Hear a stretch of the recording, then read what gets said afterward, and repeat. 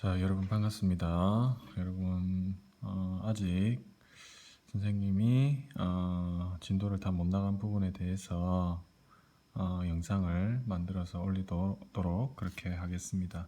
먼저 어떤 반은 아직까지 통지체 정비도 지금 배우지 못한 반이 있기 때문에 이것부터 설명하도록 하겠습니다.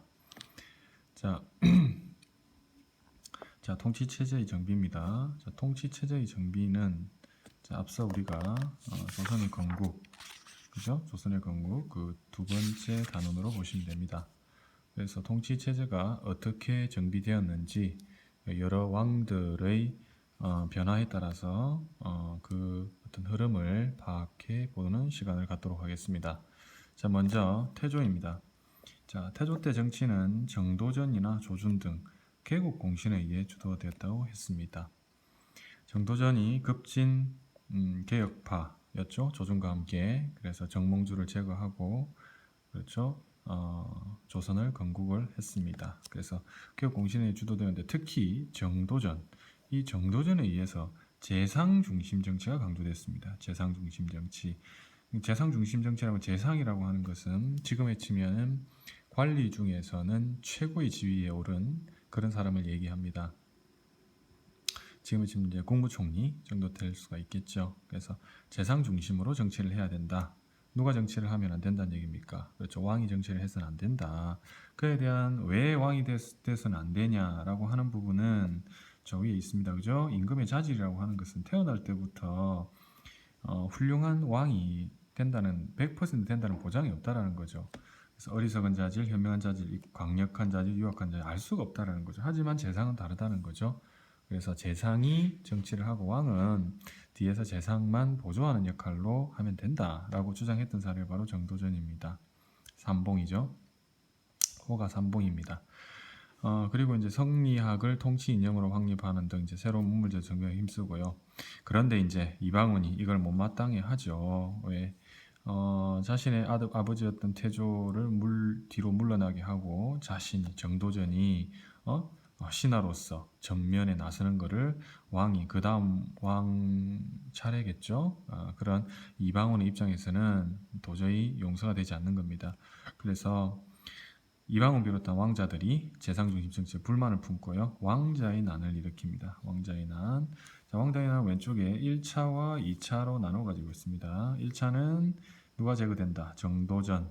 그렇죠? 그리고 세자, 일부 세자가 제거된 것이고 2차는 이방원과 대항해서 반간이 일으킨 건데 이방원이 승리하는. 그래서 1차는 정도전 제거, 2차는 이 반간 제거, 형제 제거 이렇게 생각하시면 됩니다.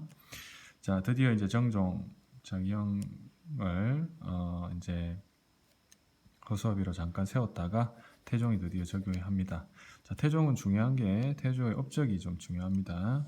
자, 처음에 이제 의정부 권한을 약화시켜야 되겠죠. 관리니까 그죠? 누가 생각나겠습니까? 정도전이죠. 정도전 등 의정부 권한을 약화시키고 육조직계제를 실시한다는 겁니다. 육조직계제는 조금 이따가 선생님 탐구활동 시간에 다시 한번 얘기하겠습니다. 육조직계제를 시행했다라고 하는 게 중요합니다. 그리고 또 종친과 외척의 정치 참여를 제한해. 종친이라고 하는 것은 우리 친가 쪽, 그렇죠? 친가 쪽. 그 다음에 우리 외척이라고 하면은 우리 외가 쪽, 그렇죠? 외가 쪽, 친가 쪽에 모든 자신의 어떤 친척들이 정치에 나서는 것을 제한했다. 이렇게 보시면 됩니다. 그리고 그거가 다르다 그죠? 우리 세도 정치기에는 외척 가문이 권력을 잡았을 텐데 이제 태종은 이거를 이제 제한을 했다는 거죠. 그리고 사적인 병사, 개인이 가지고 있는 개인 병사들은 다 없애버리고요. 군사권을 장악합니다. 첫 번째는 육조직계제를 채택했다. 두 번째는 종친의 정치 참여를 제한했다. 세 번째는 사병을 없앴다. 그리고 네 번째는 호배법을 실시했다는 겁니다. 호패라는 것은 여기 나와 있습니다. 그죠? 왼쪽에. 자, 호패는 16세 이상 모든 남자에게 발급을 했고요. 조세징수와 군역 부과에 이용을 했다. 지금에 치면 이제 주민등록증 정도 되겠죠? 그렇게 생각하시면 됩니다. 그리고 이러한 호패법을 실시해 가지고요. 전국의 인구 동태를 파악하고 그리고 다섯 번째는 양전 사업을 단행합니다. 양전 사업. 양전 사업은 숨은 토지 있죠. 숨은 토지. 그러니까 토지 대장에 올리지 않은, 그러니까 탈세, 그러니까 세금을 면제가 아니라 숨겼던, 세금을 안 내지 않기 위해서 숨겼던 그런 토지를 일일이 다 찾아내 가지고 토지 대장에 올립니다. 그러니까 당연히 이제 국가 재정, 세금도 많이 거치겠죠. 국가 재정도 안정을 찾게 됩니다. 이렇게 보시면 돼요. 그 다음 왕은 세종입니다. 자, 세종은 자, 태종이 마련한 강력한 왕권 그리고 경제력, 그렇죠. 이걸 바탕으로 했습니다. 그죠? 마치 우리가 강개토대왕 때 만주벌판을 우리가 장악할 수 있었던 것은 그 전에 소순이 왕 때 불교 공인하고 뭐 율령 반포하고 이런 부분이 그 바탕이 됐다는 것을 너무나도 잘 알 겁니다. 역시나 세종이 그렇게 우리가 덕이 있고 훌륭한 그런 업적을 많이 만들어낸 것은 그 아버지였던 우리 태종의 그런 노력이 없이는 불가능했을 것이다. 개인적으로 그렇게 생각합니다. 자, 여러 가지 했는데 지편전을 설치했고요. 그 다음에 경연을 아주 활성화합니다. 경연이라고 하는 것은 왕과 신하가 모여가지고 유교 경전과 역사를 공부하는 겁니다. 왕과 신하가 공부하는 건데 거기서 뭐도 이루어졌냐면 바로 정책, 현실 정책에 대한 토론까지도 이어집니다. 그러니까 세종은 아주 공부하기를 좋아했고 신하들하고 소통하고 토론하는 것을 아주 좋아했다. 이렇게 볼 수가 있겠습니다. 그리고 정치체제는 의정부 서사제로 바꿨습니다. 의정부 서사제. 누구랑 다릅니까?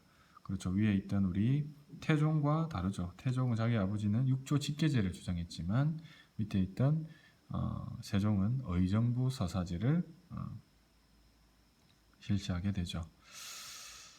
그리고 이 의정부 서사제는요, 물론 재상을 등용해서 정치를 맡기는 건 맞는데 다만 인사와 군사에 관한 일을 직접 주관한다. 이게 이제 중요한 핵심이겠죠. 인사, 그렇죠? 사람을 뽑는 것, 그리고 군사력 이런 부분은 군사 통솔권 이런 거는 왕이 직접 주관했다 이렇게 보시면 됩니다. 그리고 난 다음에는 바로 수양대군 세조입니다. 어린 단종 아시죠? 단종이 왕권이 약화되고 또 재상한테 넘어갔거든요. 김종서 등.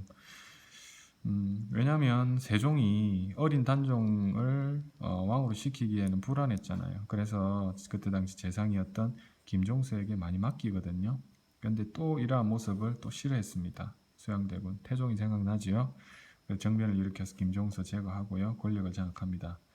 그 후에 이제 단종 쫓아내 자신이 세조가 되고 다시 육조 직계제를 실시합니다. 너무나 태종과 너무 좀 흡사하죠. 근데 태종과 다른 점은 종친을 등용을 했다는 겁니다. 종친을 다르죠. 우리 태종은 종친과 외적 정치 참여를 제한했지만 세종은 종친을 등용합니다.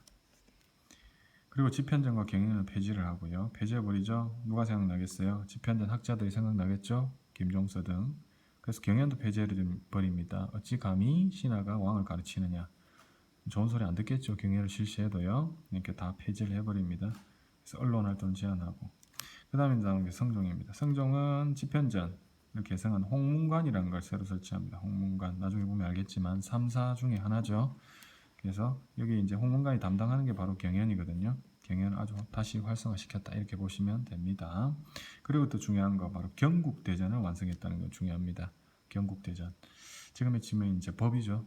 나라의 헌법을 완성해서 반포했다 이렇게 보시면 됩니다. 그래서 이제 유교적 법치국가, 법으로서 통치하는 그런 국가의 토대를 마련했다 이렇게 보시면 되죠. 자, 그 다음에는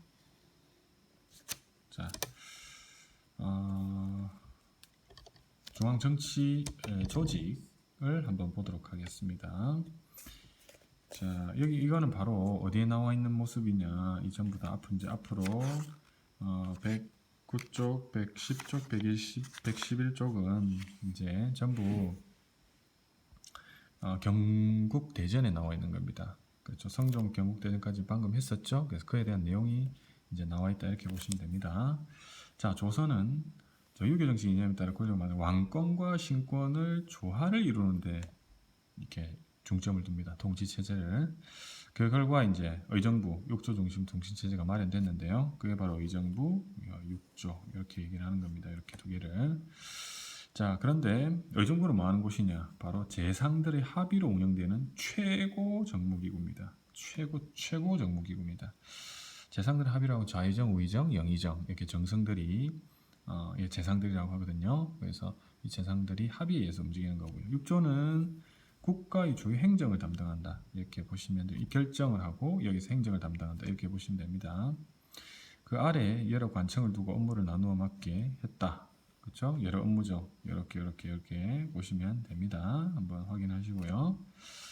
그리고 의정부와 6조 고위관리는 주요 정책회의나 경연에 참여했다. 경연. 정책회의나 경연에 참여했다. 그리고 정책협의했고요. 3사. 3사 체크하세요. 언론 담당 기구입니다. 언론 담당. 지금도 언론이 이제 국가의 어떤 정책이나 이런 것들에 대해서 평가하고 비판하고 하죠. 그죠? 그런 거와 똑같다. 이렇게 보시면 됩니다. 그 기능이 아주 강화되었는데, 자, 사헌부 3사라는 것은 사가 3개다는 거죠. 사헌부, 사관원, 그 다음에 홍문관입니다. 잘 기억해야 됩니다. 세 가지. 네. 관리 비리를 감찰하는 곳이 사헌부고요. 국왕 정치를 비판하는 곳이 사관원입니다. 그 역할은 간쟁, 봉박, 서경이 있습니다. 홍문관은 경연을 주관하고요. 아까 앞에서 했습니다. 사헌부와 사관원을 지원하는 역할을 했다. 간쟁, 봉박이라는 것은 간쟁은 국왕의 잘잘못을 따지는 거죠. 그리고 봉박은 국왕의 명령을 거부할 수 있는 권리고요. 그 다음에 서경권 같은 경우 오른쪽에 나와 있죠. 오품 이하 관리를 임명할 때, 그렇죠? 그 가부를 승인하는 경우입니다. 승인하는 권한입니다. 선생님 그러면은 사품 이상은요? 사품 이상은 국왕이 직접 관리를 임명합니다. 그리고 3사 언론 활동은 아무도 맡길 수 없어요. 그렇죠. 이는 권력의 독점과 부정을 방지하는 조선시대 정치의 특징적인 모습이. 그래서 아무도 맡길 수 없고요. 그 하는 일은 재산과 같다. 이렇게 얘기하기도 합니다. 그만큼 중요한 기관이다. 그리고 마지막으로 이제 잘잘한 것 보겠습니다. 성정원, 의건부, 그죠? 그리고 한성부, 춘추관, 성균관 이렇게 되어 있는데, 자, 왕권의 유지 및 강화를 하는데 중요한 역할을 했던 것 두 가지를 적어라라고 하면 뭐예요? 그렇죠. 성정원과 의건부입니다. 그렇죠. 신권과 관련된 거는 3사 이렇게 보시면 되겠죠. 그래서 왕권과 신권이 조화를 잘 이루었다 이렇게 보시면 됩니다. 자, 성정원은 이제 비서기관이고요. 그다음 의건부는 큰 죄인, 반역죄라든지 그다음에 유교윤리에 어긋나는 그런 큰 죄를 지었을 때 그 의건부로 압송이 됩니다. 자, 육조직계제는요. 육조직계제와 의정부 서사제 비교 이 부분도 좀 중요한데, 자, 자료 1, 2 여러분 잘 읽어보셔야 됩니다. 육조직계제는 어떤 글인지, 의정부 서사제는 어떤 글인지. 자, 오른쪽에 이 표만 여러분들 잘 이해를 하면 됩니다. 자, 이게 이제 점선이 육조직계제죠. 육조직계제는 뭐냐? 의정부를 거치지 않는 겁니다. 그렇죠? 업무 보고는 6조가 바로 다이렉트로 국왕에게. 그 다음에 시행 반려는 국왕이 바로 6조에게 의정부를 거치지 않는다는 겁니다. 그런데 의정부 서사제 같은 경우는 어떻습니까? 그렇죠? 모든 심의 과정을 의정부를 거치는 겁니다. 심의 과정. 요게 이제 의정부 서사제겠죠. 요게 6조직계제고요. 그렇죠? 반씩 이렇게 나눠서 보시면 됩니다. 그래서 의정부의 심의를 거치느냐? 그러면 의정부 서사제. 의정부를 제외하고 다이렉트로 가느냐? 6조직계제. 이렇게 보시면 되겠습니다. 자, 이상 설명을 마치도록 하겠습니다.